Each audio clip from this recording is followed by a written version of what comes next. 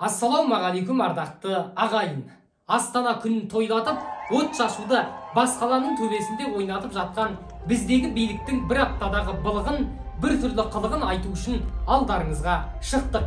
Біз Тұрлыхановтың баласы Төреғалидың жазасы секілді жеке бастың мәселесіне қатысты ақпарат айтпаймыз. Қазақстанның желге ұшқан қаржысын жең ұшынан жалғасқан жемқорлық білдей бір министрліктердің былығын, тындырымсыз тірлігін жіпке тіземіз. Ендеше кеттік.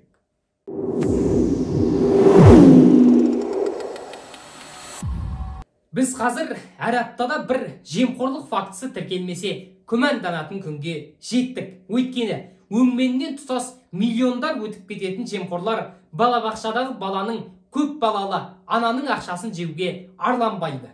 Жетісу облысы Ақсу ауданында балабақша есепшісі 38 миллион теңге қаржы жымқырды деген күдікке ілінді. Ұрлық штаттық кестемен банктік шоттарды салыстыру кезінде анықталған. Яғни тиісті жалақы мен нақты төленген қаржының арасында айтарлықтай айырмашылық бар. Аталған іс аса ірі көлемде қаржы жымқыру бабы бойынша тергеліп жатыр. Шамамен 40 миллион бюджет қаржысын жымқырды деген күдікке ілінген есепшінің кінәсі толық дәлелденсе, 12 жылға дейін бас бостандығынан айырылуы әбден мүмкін. Біздің елде барлық саладағы бухгалтерлерді жақсылап тексеру керек секілді. Өйткені осыған дейін мектептегі есепшілердің миллиардтарды қолды қылғаны анықталған еді.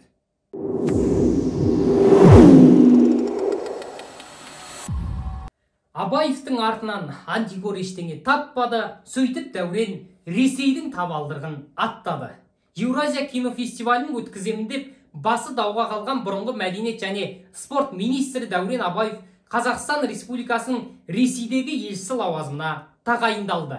Қазақстанда жүрсең қауіп көп деді мекен президент Абаевқа Ресеймен стратегиялық әріптестікті одан әрі нығайтудың маңыздылығын айтып, екі жақты өзара іс-қимылды дамыту бойынша бірқатар міндеттер жүктеді. Бұрын бұл қызметті қазіргі Шығыс Қазақстан облысы әкімі Қырымбек Көшербаев атқарған еді.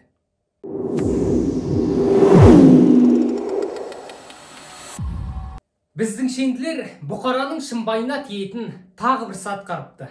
Шығыс Қазақстан облысы қоғамдық даму басқармасы 14,8 миллион теңгеге рейдердегі жылу электр орталығындағы жарылыс жайлы бейнеролик түсірмекші.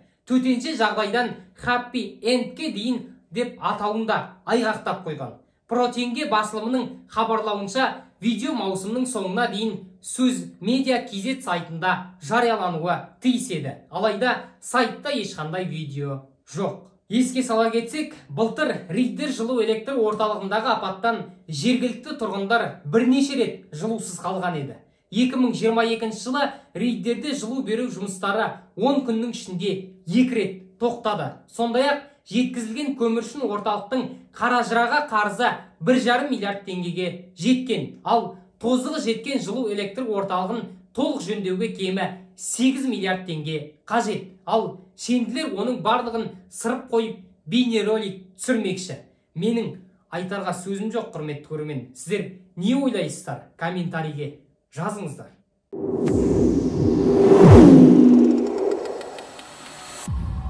Назарбаев кеңесінің жұмысын жалғастыруға 4 миллиард теңге сұралған. Қазтаг агенттігінің хабарлауынша 2024-2026 жылдар аралығында Назарбаевтың кітапханасы жеке мұрағаты мен мұражайының жұмыс істеуіне 4 миллиард теңгеге жуық қаражат жұмсалмақ. Ашық дерек көздерде 2024 жылы 1 миллиард 195 миллион теңге, 2025 жылы 1 миллиард 328 миллион теңге, 2026 жылы 1 миллиард 338 миллион теңге қажет екені жазылған. Сондай-ақ 2023 жылы мекемеге 5,6 миллиард теңге бөлінгені анықталды. Ал ақпанда қаржы министрлігі Назарбаев кеңсесін қаржыландыруды біртіндеп қысқартатынын айтқан болатын.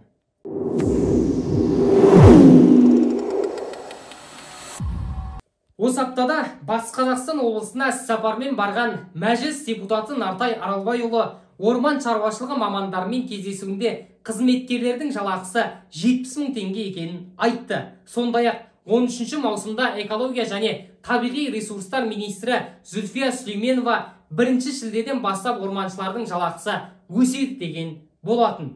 Депутаттың сөзінше бұл қатарға бас есепші, экономист, есепші кассир, заңгер, механик, шаруашылық меңгерушісі, кадр маманы, іс жүргізушісі, өрт сөндіру станциясының сарбаздары, трактор жүргізуші, автокөлік жүргізуші, өрт сөндіру автокөлігінің жүргізушісі, тұқымбақ жұмысшылары, радио байланыс операторы, автокөлік жөндеуші, ағаш құлатушы, қарауылшық, кіші қызметкерлер енбей қалған. Экология министрлігі аталған мамандарға жалақының өсімі жергілікті бюджеттен қарастырылсын депті. Ал жергілікті әкімдік орталықтың тиісті шешімінсіз айлық өсіруге ақша берілмейді деген. Сонда жоғарыда аталған мамандардың айлығы қаз қалпында қала бермек пе? Біз бұл сұрақты министрлікке жолдадық, себебі билік өлім мен өмірдің арасында жүрген қарапайым жұмысшыларды алаламауы тиіс.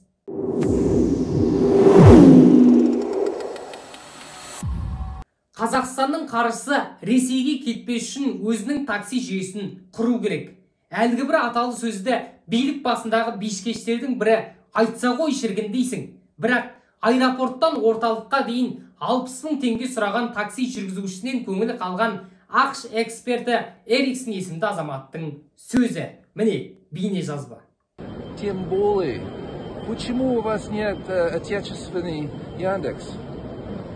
Это было бы неплохо иметь такой. И тем более, особенно в Алматах, здесь тоже, если у вас был отечественный Яндекс, вот, эта четверть стоимость не идет в Россию, останавливается здесь. И вы могли бы делать инвестиции в электротакси. Вот что. Біздің Қазақстанда жылына кем дегенде 1000-нан аса IT маманы дайындалады. Жүздегені шетелдерде білім алады. Цифрлық даму инновациялар және аэроғарыш өнеркәсібі министрлігіне миллиардтаған қаржы бөлінеді. Сонда барлығың жүріп, әлгі бір американдықтың ойлағаны ойларыңа келмеді ма? Айналайындар-ай, ұялсаңдар етті. Біз қарапайым журналист ретінде айтуға ұяламыз. Ай, сөзім жоқ құларға.